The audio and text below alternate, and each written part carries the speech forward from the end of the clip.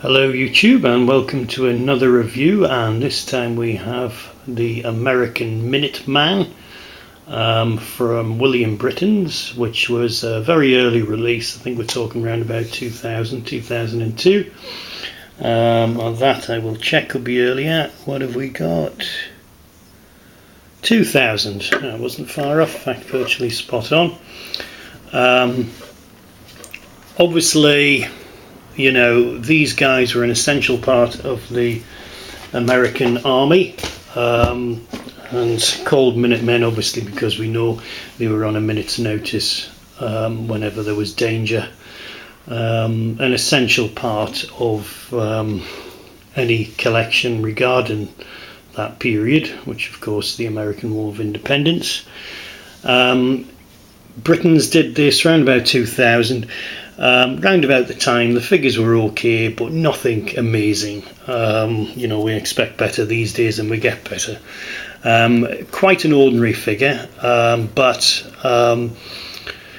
what I sort of like about this figure is he's not de rigueur, looking like a kind of Kentucky rifleman or something in his sort of moccasin-y looking outfit and things like that. I mean, this guy, he would have had a normal, fairly comfortable job probably, and you know, obviously he's taken up arms against the British. So in that sense, it's quite a good figure, because it does kind of reflect that all these ordinary people were just getting up and fighting for the cause. In terms of quality, you know, obviously it's not amazing. You can see there we're not talking splendiferous in any such way. He's got a lace type construction for his bag, or it's rope, and I think it's actually just rope, and that's what's sort of holding his little bullet pouch, I would imagine that is. And you can see there you're not going to get as many bullets in that as what you would with an ordinary line infantry. So like I say, quality's not great. I mean, they have sculpted that rope effect in there, but the painting obviously doesn't reflect it so well. In terms of colour, yes, he's drab, but we all know, you know, around about that era, you know, khakis and things like that. And I mean, you wouldn't want to be, you know, the Americans really had to snipe. They weren't going to go toe-to-toe with the British. They know they'd lose going toe-to-toe with the British. It's not a good idea. So you wouldn't want to go out there in your best bright finery, as the British would do, and making them nice easy targets. So like I say, he's kind of true to form. And that's why I kind of do like this guy. I mean, now the later releases of Britons do a better job with these guys, but quality wise he's not great. He's got a bit of a face on him there, his mouth's open, so they spent time in certain parts, but you know, the painting on this figure isn't great, and you know, it's a shame when a sculptor does do a reasonable job. You know, the painting to follow up doesn't exactly do the job. And I mean, there's his jacket's just flaying up there because he's running. So, you know, it takes a bit of work to do something like that. So sometimes I wonder, and I mean, don't get me wrong, it'll be a big production line and they're painting these things, and then you just think, well, you know, you've done the hard part, you know, keep it up, but not to be. And this range was kind of endemic of that, really.